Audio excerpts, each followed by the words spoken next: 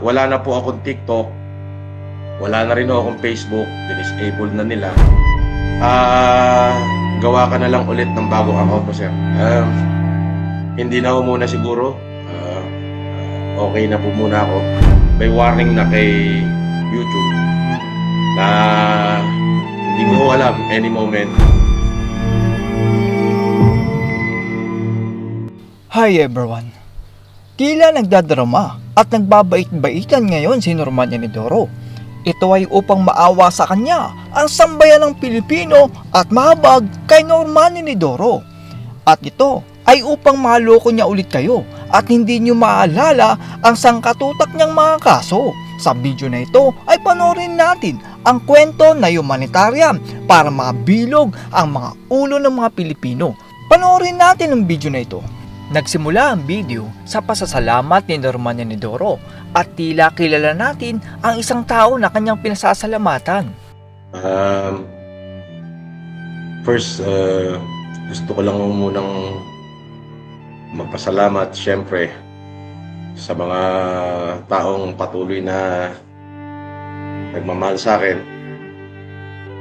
Sabi ko nga po, yung meron lamang isang tao na patuloy na naniniwala sa akin ay sapat na pong dahilan para ipagpatuloy ko po yung aking mga ginagawa. At ito na po ang humanitariang puno na mamimigay si Norman Enidoro ng mga mumurahing salamin para magmukha siyang mabuti. Syempre gusto ko lamang pong balitaan kayo na maayos yung naging humanitarian sa Burgos, Ilocos Norte, kung saan tayo po ay nakapaghatid ng tulong sa libo-libong mga Ilocano. Diyan po mismo yan sa Burgos, Ilocos Norte sa pangunguna ni Mayor Crescente Garcia. Kinita daw iyon ni Norman Enidoro pero wala naman siyang business kaya paniguradong ito yung mga donation na galing sa mga OFW noon. Yan po ay collective effort ng ating mga volunteers doctors, volunteers nurse. Pero yung pong ginastos po doon, yun po ay hindi ko po yun ipinanghingi. Hindi ko po yun ipinanghingi kahit kanino. Yun po ay naipon ko. Yun yung mga kinita ko sa nagdaang panahon. Dito ay nawala na ang TikTok at Facebook ni Norman Enidoro at tila mawawala na din ang lahat-lahat sa kanya. Wala na po akong TikTok, wala na rin akong Facebook, dinisable na nila. Hindi ko rin alam kung hanggang kailan tong YouTube na to at wala rin naman hong kita. Ay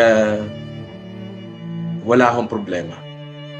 Kung ano man yung mga ibinabato nila sa akin, sa tulong po ninyo, ay atin po yung haharapin na may karangalan at may dignidad.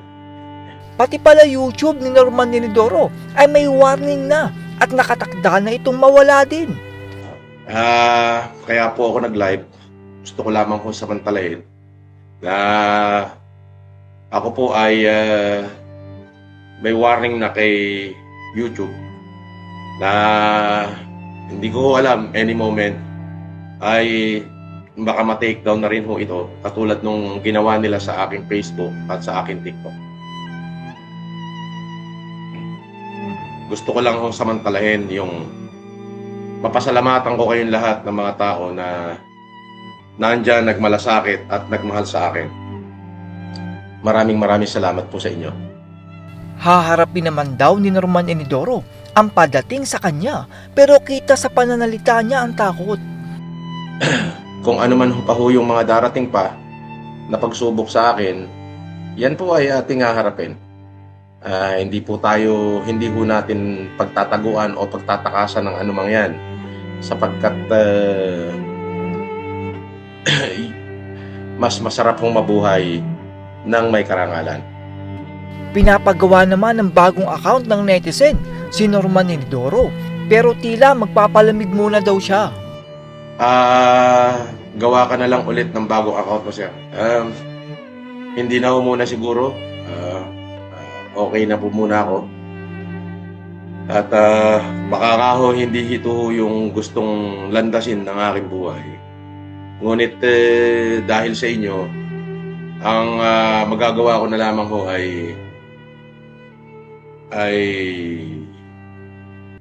gumawa na lang, makatulong na lang kung sino pa yung pwedeng matulungan sa ating kakayahan. Dito ay tila naging masakit kay Norman Inidoro dahil nabutas ang kanyang donut at hindi niya ito maikwento. Gusto ko ring i-share yung a day in DGMP. Apakahigpit. Sobrang higpit po.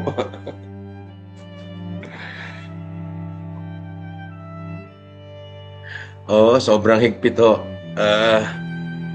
Yung isang gabi ho doon ay parang katumbas ho ng isang taon sa sobrang kahigpitan.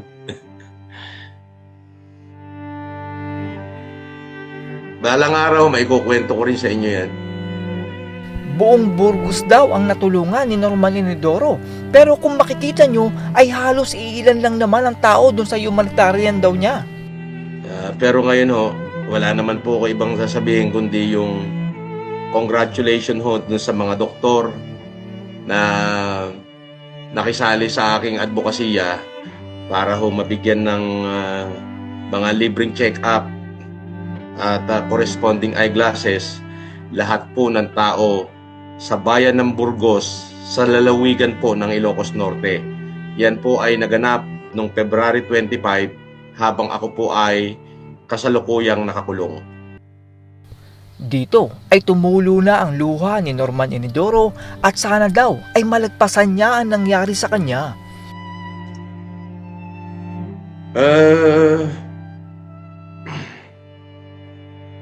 Ulitin ko,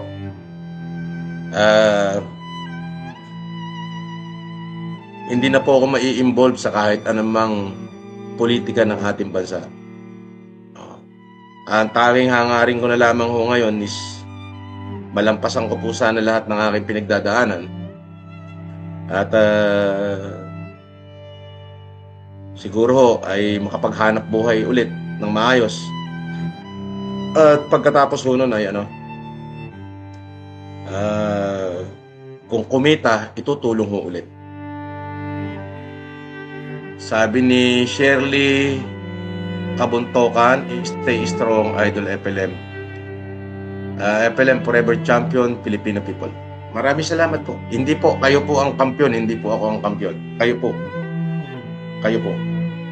Tila ginagamit pa ni Norman Inidoro ang kataas-taasan upang mabilog ang isip ng mga Pilipino. Tulungan mo ang sarili mo, wag kung sino-sino. Ang paglilingkod po kasi sa iba ay paglilingkod po sa Diyos eh. Opo. Yun na lang ho yung prinsipyo ko. Hindi po ako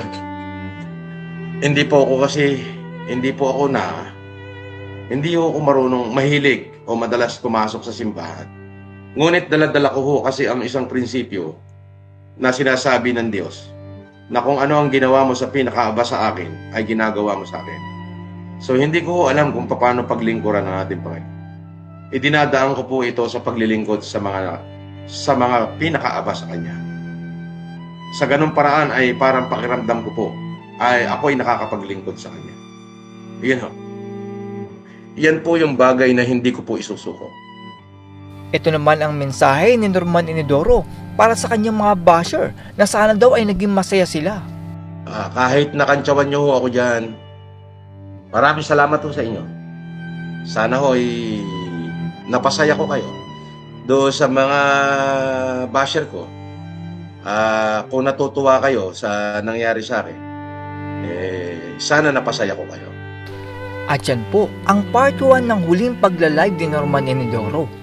Mukhang bumagsak na ang lahat kay Norman Inidoro kasabay ng pagbagsak ng kanyang luha. Sana ay maging aral ito sa lahat ng mga vloggers na hindi porket malaya tayong magsalita ay pwede na natin itong gamitin upang bastusin at lokohin ang ibang tao. Magtrabaho po tayo ng marangal at hindi umaasa sa pinaghirapan ng mga OFW.